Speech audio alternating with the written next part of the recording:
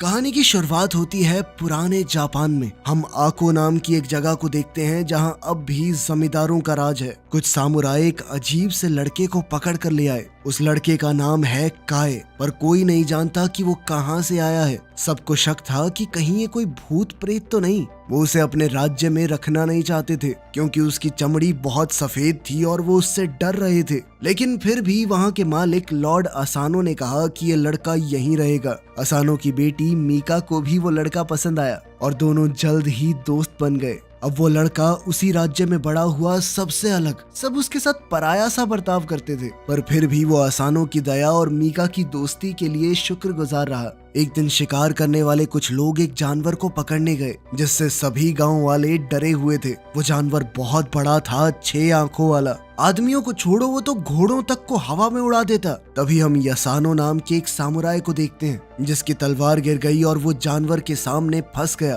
काय ने अपनी जान खतरे में डालकर उस जानवर को खत्म कर दिया। उसने यसानो की जान तो बचाई ही, साथ ही उसकी तलवार उसे वापस दे दी। यसानो ने घिन से कहा, मैं मर जाता तो ही बढ़िया था, इस अशुद्ध ने मुझे बचाया, छी। वो सभी लोग ये मानते थे कि काय कुछ अलग ही है। खैर जल्द ही बाकी सामुराई वहां पहुंच गए और उन्हें लगा कि यसानो ने ही इस जानवर को मारा होगा। यसानो भी चुप रहा और सारा क्रेडिट खुद ही ले गया। वहां से जाने से पहले काय ने एक अजीब सी सफेद लोमड़ी देखी जो उसकी तरफ एक टक देख रही थी। उसकी दोनों आंखें अलग रंग की थी। इसी दौरान दूसरे राज्य नगाटो में वही सफेद लोमड़ी उनके मालिक लॉर्ड कीरा के पास गई। अचानक लोमड़ी एक खूबसूरत औरत में बदल गई। वो असल में कीरा की जासूस है। उसने कीरा को बताया कि लॉर्ड असानो को खत्म करने का उनका प्लान सफल नहीं हुआ। जब शिकार से लोग वापस आए तो मीका ने अपने पिता का स्वागत किया। उसने पूछा कि कोई चोट तो नहीं लगी। असानो ने मजाक में कहा, किसी खास के लिए फिक्र हो रही है क्या?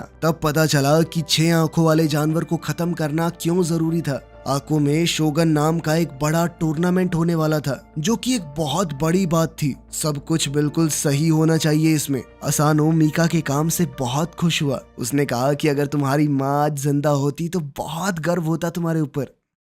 उस रात मीका काय के पास गई। काय को बहुत चोट लगी थी तो मीका ने उसका ख्याल रखा। इसके बाद मीका ने यसानो की बात छेड़ी। उसने बताया कि जब सब लोग उसकी तारीफ कर रहे थे तो उसकी आंखों में शर्म थी। काय समझ गया कि मीका जानती है क्या हुआ होगा। उसने तुरंत कहा कि मुझे कोई दिक्कत नहीं चाहिए, तुम जाओ यहाँ से। साथ ही काय ने ये भी कहा कि मैं हमेशा तुम्हें चाहता रहूंगा, लेकिन मेरी जगह अलग है, तुम्हारी अलग। जल्द ही बड़ी धूमधाम से शोगुन का दिन आ गया। एक औरत दिखाई पड़ती है जो जानी पहचानी से लग रही थी। उसकी आंखें भी 2 रंग की हैं, बिल्कुल उसी लोमड़ी जैसी जो हमने जंगल में देखी थी। काय को ये बात अजीब लगी तो वो ओइशी को बताने गया। दोनों को ही ये पता नहीं था कि उसका बेटा शिकारा उनकी बातें सुन रहा है। काय ने कहा कि हमारे बीच में एक जादूगरनी है, पर ओइशी ने याद दिलाया कि सिर्फ राक्षस ही जादूगरनी का असली चेहरा देख सकते हैं। तुझे कैसे पता है सब? अगले दिन त्योहार फिर से शुरू हुआ और लॉर्ड कीरा वहां आया। उसने लॉर्ड असानो से तमीज से बात की,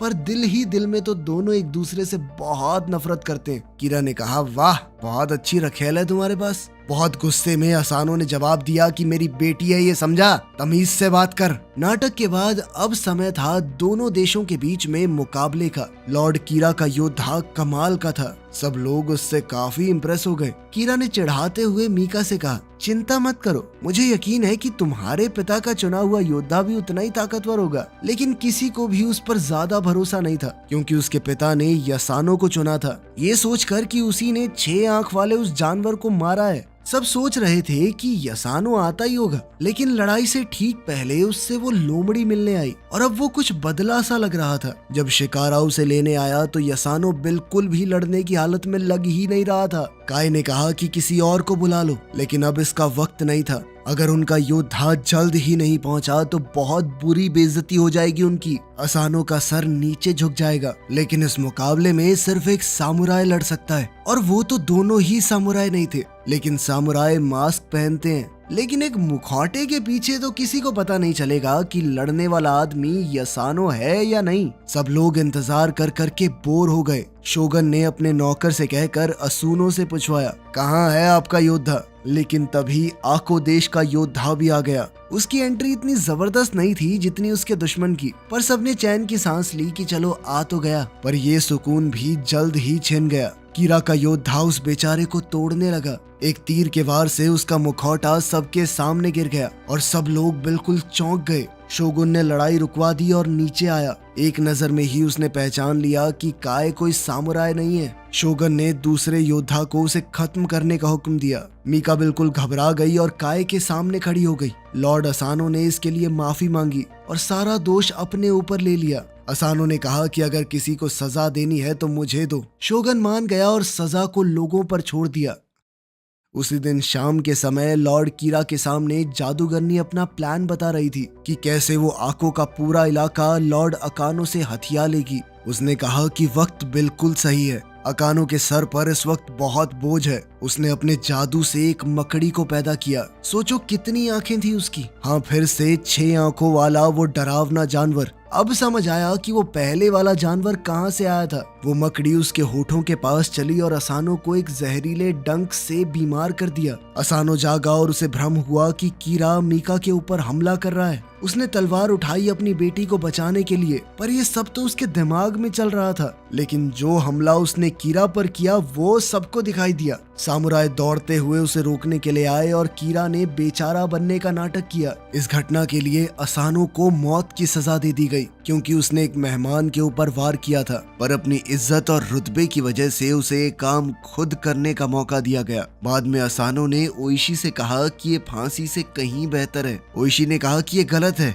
आपकी गलती क्या है, आपको वश में किया गया था। पर असानो अब सिर्फ अपने परिवार की इज्जत बचाने के बारे में सोच रहा था। इसके बाद वो मीका से अलविदा कहने चला गया। उसने मीका से कहा कि रोना मत, उन्हें दिखाना मत कि तुम कमजोर पड़ रही हो। फिर वो एक जगह गया ओइशी के साथ। ओइशी ने उसके लिए तलवार साफ की। काय अभी भी अपने घाव से उभर रहा था, लेकिन बाकी सब वहीं मौजूद थे और उन्होंने असानो का अंत देखा। सामुराई उसकी मौत का बदला लेना चाहते थे। ओइशी ने कहा कि अगर अब लड़ाई शुरू हुई तो उनके पूरे इलाके में लोग खतरे में पड़ जाएंगे। सिर्फ योद्धा नहीं बल्कि किसान और गांव वाले भी। योद्धाओं का पहला फर्ज होता है बाकियों के बारे में सोचना। मीका ने शोगुन से कहा कि असानो की इकलौती बेटी होने के नाते वो ही इस पूरे इलाके को संभालेगी जब तक उसकी शादी नहीं होती। पर वो नहीं जानती थी कि सब कुछ तो पहले ही तय हो गया है। अब से लॉर्ड कीरा ही एको के इलाके का मालिक है। मीका को शोक मनाने के लिए 1 साल दे दिया गया। उसके बाद उसकी शादी कीरा से कर दी जाएगी। ओइशी और असानो के बाकी फौजियों के लिए शोगुन ने ऐलान किया कि अब वो सामुराई नहीं रहे,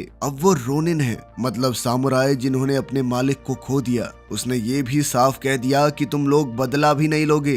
कीरा ने पावर में आते ही सबसे पहला काम ये किया कि रोनिन को अपनी जमीन से निकाल दिया। उसने कहा कि कोई रोनिन वहां मिला तो उसे मार दिया जाएगा। मीका ये सुनकर बहुत ज्यादा दुखी हो गई। और अभी सब कुछ खत्म कहाँ हुआ था। काय को एक रस्सी से खींचकर वहां लाया गया। कीरा ने अपनी होने वाली पत्नी से कहा कि उसे एक आखिरी बार देख ले, क्योंकि अब वो उसे कभी नहीं देख पाएगी। फिर उसने अपने एक आदमी को बुलाया और कहा कि ओइशी के साथ क्या करना है। उसे ओइशी पर बिल्कुल भरोसा नहीं था, जिस वजह से उसे जेल में फेंक दिया गया। वो पूरे 1 साल तक वहां पड़ा रहा।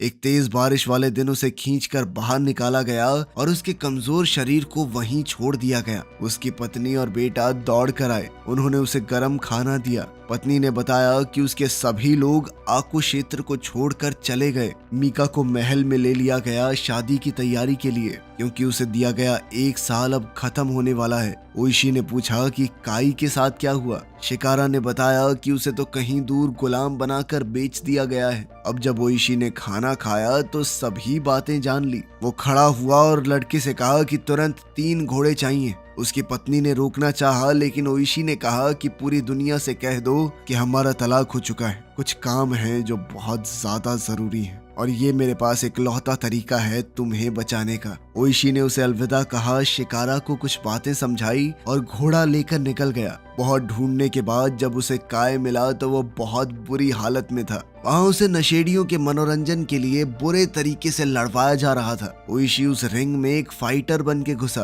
क्योंकि बस इसी तरीके से वो काय से बात कर सकता था। लेकिन पिछले 1 साल में काय सिर्फ एक लड़ने की मशीन बन चुका था। उसके ऊपर इस हद तक प्रताड़ना हुई थी कि अब वो ओइशी को पहचान तक नहीं पा रहा था। ओइशी कहता रहा, बे मैं हूँ, ध्यान दे, लेकिन काय उस पर लगातार वार करता रहा, मानो बस उसका शरीर लड़ रहा हो, अंदर से मर चुका हो। वो कुछ सोचने समझने की ताकत नहीं है। उसे तब होश आया जब उसने मीका का नाम सुना। फिर उन दोनों ने उस लड़ाई की जगह से भाग निकलने का रास्ता बनाया, गोलियों से बचते बचाते। जब वो दूर तक चले गए तब दोनों बात करने लगे। अब उनका रिश्ता बिल्कुल बदल गया था। काय अब वो शांत चेला नहीं रहा, अब वो बोलने में तेज और बहुत गुस्से वाला बन गया था। साथ ही ओइशी ने माना कि मुझे तुम्हारी वो जादूगरनी वाली बात माननी चाहिए थी। लॉर्ड कीरा ने उनके मालिक को धोखे से मरवाया है। उसे अब काय की मदद चाहिए थी और 1 साल तक जेल में रुकने से उसकी सोच भी बहुत बदल चुकी थी। इसीलिए अब ओइशी काय के साथ बहुत इज्जत से बर्ताव कर रहा था।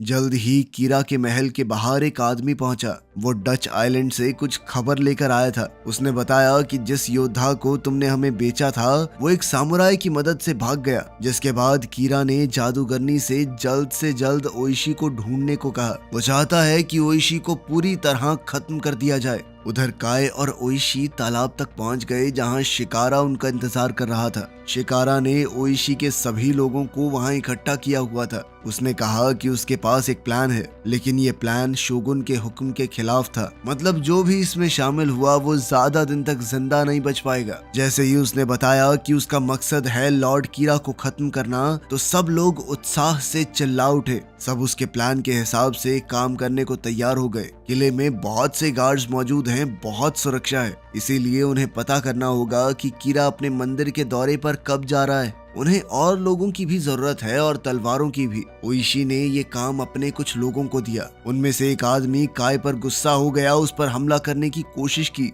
ये कहते हुए कि वो एक सामुराई नहीं है। ओइशी ने उसे रोका और कहा कि तुम भी नहीं हो, हम में से कोई सामुराई नहीं है अब। फिर हर एक टीम अपने अपने काम पर चली गई। जल्द ही ओइशी और काय यूत्सु नाम की एक जगह पर पहुंचे, जो कि तलवार बनाने वालों का एक गांव था। वो जगह ऐसी लग रही थी मानो कोई सुनसान नगरी हो। एक भी आदमी नहीं दिख रहा था। जैसे ही उन्होंने कुछ सिपाही देखे तो ओइशी ने कहा कि जी हम तो किसान हैं, कुछ औजार खरीदने आए थे। सिपाही ने कहा कि अब ये लॉर्ड कीरा का गांव है। सैनिकों ने शिकारा के हाथ देखकर ये कहा कि ये किसान के हाथ तो नहीं लगते। काय समझ गया कि क्या होने वाला है और उसने तुरंत उन फौजियों के ऊपर हमला बोल दिया। उसने सबको इतनी जल्दी खत्म कर दिया कि बचे हुए लोग बहुत ज्यादा डर गए। उन्होंने मरे हुए सिपाहियों की तलवारें उठानी शुरू की। अब तक ये साफ हो गया था कि कीरा ने पूरा इलाका जीत लिया है और अब उन्हें वहां से हथियार नहीं मिलेंगे। तब काय ने अपना राज ओइशी को बताया। उसने कहा कि हम तेंग्यू जंगल में हथियार ढूंढ सकते हैं जहां मैं भूत प्रेतों के बीच पला हूं। उसने कसम भी खाई कि वो कभी उनका दिया हुआ जादू इस्तेमाल नहीं करेगा। ओइशी को उसकी भूत प्रेतों वाली बातें पसंद नहीं आई, लेकिन उसके पास कोई दूसरा चारा भी नहीं था। बदला तो उसे किसी भी हाल में लेना था। तभी उनका एक आदमी लॉर्ड कीरा के अगले दौरे की जानकारी लेकर आया, लेकिन अचानक वो एक सुंदर लड़की से मिला और उधर ही उलझ गया। उसकी आंखें बहुत अलग थी। उसने पूछा, तुम्हारा नाम क्या है? उधर ओइशी के लोग संभल कर जंगल में घुसे। उन्होंने उत्तर दिशा के बारे में पूछा और काई ने कहा कि वहां भूत हैं। इसके बाद ओइशी और काई एक अंधेरी गुफा में घुस गए, जबकि बाकी लोग बाहर ही रुके हुए थे। अगर बहुत से लोग एक साथ गए तो भूत प्रेत नाराज हो जाते हैं। काय ने ओइशी को कहा कि कुछ भी हो जाए लेकिन अपनी तलवार मत निकालना, ध्यान रखना चाहे कुछ भी हो जाए। उधर गुफा के बाहर खड़े रोनिन आपस में बातचीत करने लगे। वो ये समझ नहीं पा रहे थे कि आखिर ओइशी को काय के ऊपर इतना भरोसा क्यों है। थोड़ी बातचीत के बाद उन्होंने फैसला लिया कि हमें काय के ऊपर भरोसा नहीं है। अगर उसने अंदर ले जाकर ओइशी को मरवा दिया तो। अब वो लोग भी गुफा के अंदर जाने को तैयार हो गए, जो कि उन्हें किसी भी हालत में करने से मना किया गया था। उधर काय एक अंदर वाले कमरे में अकेला गया। जल्दी ही एक अजीब सा दिखने वाला आदमी उसके पास आया। वो और काय बाहर की दुनिया के बारे में बातचीत करने लगे कि किस तरह काय जैसे लोगों के साथ बुरा बर्ताव किया जाता है। उसे भी तो मौके मौके पर गंदा खून कहा गया, हर जगह से ठुकराया गया बिना किसी गलती के। लेकिन यहाँ प्रेतों की दुनिया में उसके साथ कुछ गलत नहीं हुआ, उसे अपनाया गया। वहीं बाहर के कमरे में ओइशी अपने लोगों की नफरत देखकर हैरान हो गया। सभी लोग शौक में थे। फिर यसानो ने बिना वजह अपनी तलवार खींच ली। उसने एक अजीब सी लड़ाई शुरू कर दी और ओइशी के दिमाग में एक आवाज चलने लगी। वो बार बार यही कह रही थी कि तलवार निकाल और अपने लोगों को बचा। वो बेचैन होकर बिना तलवार की मदद करने की कोशिश करता रहा, पर उसके लोग एक एक करके गिरते रहे। तभी काय ने उस तलवार की मांग की जो उन दोनों के बीच गड़ी हुई थी। भूत ने कहा कि हाँ जरूर ले सकते हो,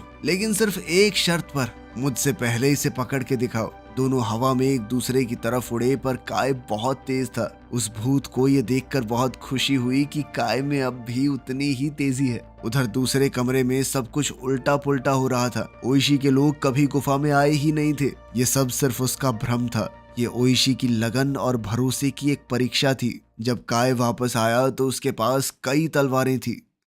अब सभी रोनिन वापस आको के बाहर आ गए। इसोगाई वहीं पर था और उसने कहा कि लॉर्ड कीरा आज रात किला छोड़ने वाला है। ओइशी ने उसका संदेश तो ले लिया, लेकिन इस बात पर ध्यान नहीं दिया कि इसोगाई की आंखें धुंधली हो गई थी। शिकारा भी लड़ाई में शामिल होना चाहता था, पर उसके पिता ने मना कर दिया, जिसके बाद वो एक बूढ़े आदमी के साथ पीछे रुक गया। रात का समय हुआ और रोनिन चुपके से जाल में घुस गए। एक बहुत ही लंबे बालों वाला इंसान पूजा कर रहा था। उसे बस ओइशी के पास आने का इंतजार था। फिर अचानक उसने पलट कर देखा, ये वही जादूगरनी है। उसके हाथ के एक इशारे से आसपास आग लग गई। बहुत लोग मारे गए, कुछ रोनिन बुरी तरह घायल हो गए। किले में जादूगरनी ने लॉर्ड कीरा को एक तलवार दी और कहा कि ये पहले ओइशी की थी। फिर उसने मीका को चिढ़ाते हुए बताया कि कैसे मैंने अकेले तुम्हारे बाप की बची खुची फौज को भी खत्म कर दिया। उनकी बातचीत के दौरान जादूगरनी ने अपना एक खंजर मीका के पास ही छोड़ दिया, जिसके बाद मीका को एक आइडिया सूझा। उधर रोनिन के कैंप में हमें पता चला कि जादूगरनी गलत थी।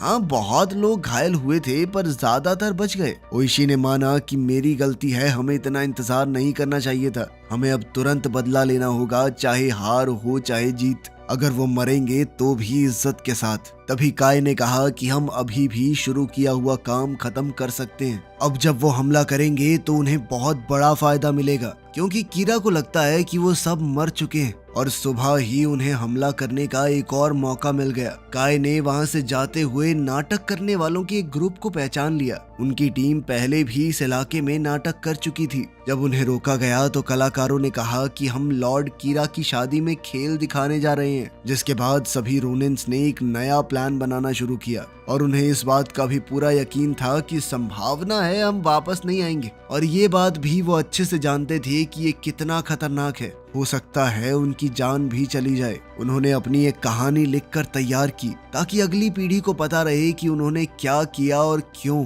सबने उसके ऊपर साइन किया, काय ने भी। अब वो उनके बीच पराया नहीं था। यसानो ने भी सबके सामने बताया कि उस 6 आंख वाले जानवर को काय ने मारा था, मैंने नहीं। थोड़ा देर से ही सही, पर चलो उसने माफी तो मांगी। साथ ही उसने बताया कि सामुराई हमेशा 2 तलवार रखते हैं और उसने काय को दूसरी तलवार दे दी। रात के समय अब एक बहुत बड़ा कार्यक्रम शुरू होने वाला था। कीरा का किला बहुत ज्यादा सिपाहियों से भरा हुआ था। उन्होंने नाटक मंडली को दरवाजे से अंदर जाने दिया, लेकिन किसी का ध्यान नहीं गया कि काय और ओशी उनके बीच में ही छुपकर किले के अंदर घुस गए। जल्द ही मीका को शादी के जोड़े में सजाकर कीरा के सामने लाया गया और उन दोनों के बैठते ही नाटक शुरू हो गया। जब सब लोग नाटक देख रहे थे तो इस मौके का फायदा उठाकर सभी रोनिन किले के कोने से ऊपर चढ़ गए और वहां के पहरेदारों को चुपचाप मारने लगे। वो सब धीरे धीरे इतनी सफाई से अपना काम कर रहे थे कि किसी को शक ना हो। वो जैसे ही एक सामुराई को खत्म करते तो उनमें से ही कोई उसकी जगह ऐसे खड़ा हो जाता मानो कुछ हुआ ही ना हो। वहीं सब लोग स्टेज पर आग का खेल देखते हुए खुश हुए, पर अचानक से जादूगरनी को महसूस हुआ कि कुछ तो गड़बड़ है। ओइशी अपना भेष बदल कर वहां मौजूद था। उसने कुछ करतब दिखाने शुरू किए। उधर 3 साथ खड़े सामुराइज को खत्म करते हुए कुछ गड़बड़ हो गई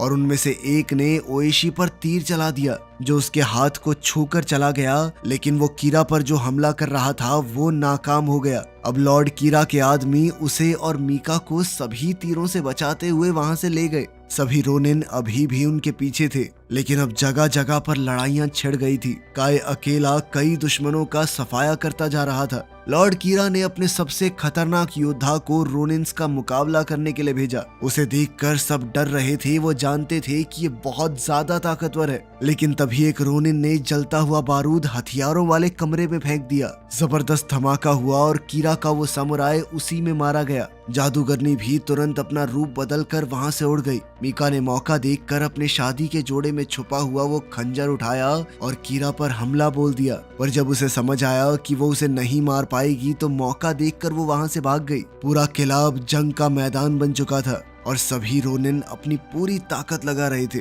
कुछ देर बाद काई और मीका एक दूसरे से मिले। जैसे ही काई ने कहा कि अब कोई हमें अलग नहीं कर सकता, जादूगरनी वापस आ गई। जल्द ही वो अपने जादू से एक बड़े ड्रैगन में बदल गई। लेकिन काय ने कहा कि मैं नहीं डरता तुझसे। उसने काय पर आग से हमला किया, लेकिन उस खास तलवार की मदद से काय ने उसके हर एक हमले को रोक दिया और उस पर लगातार पलटवार करता रहा। उधर ओइशी और कीरा के बीच अब सिर्फ एक पतली सी दीवार बची थी। दोनों ने एक दूसरे पर हमला करते हुए उसे तोड़ दिया। उन दोनों के बीच एक जबरदस्त लड़ाई छिड़ गई। दोनों एक से बढ़कर एक थे। वहीं जादूगरनी से लड़ते हुए काय की तलवार उससे छूट गई। पर जैसे ही वो ड्रैगन मीका पर हमला करने के लिए आगे बढ़ा तो काय ने तुरंत अपनी छुपी हुई शक्तियों का इस्तेमाल करके तलवार उठाई और ड्रैगन पर जबरदस्त वार किया। ड्रैगन नीचे गिर पड़ा और धीरे धीरे जादूगरनी में बदलने लगा। ये हमला इतना खतरनाक था कि जादूगरनी ने दम तोड़ दिया। वहीं किले के अंदर ओइशी ने भी कीरा को हरा दिया और आखिर में उसका सर काटकर सबके सामने पहुंचा, इस लड़ाई को हमेशा के लिए खत्म करने। लॉर्ड कीरा के मरते ही उसके सैनिकों ने भी हथियार डाल दिए। फिर सभी 47 रोनिन राजकुमारी मीका के साथ आको वापस आए। उन्होंने असानों की कब्र पर जाकर उनकी तलवार रखी और ओइशी ने कहा कि अब बदला पूरा हुआ। आखिर में राजकुमारी ने भी काय से अपने प्यार का इजहार किया और उन दोनों के बीच मोहब्बत पनपने लगी। वीडियो पसंद आई तो लाइक कर देना, चैनल को सब्सक्राइब कर लेना। मिलते हैं अगली वीडियो में।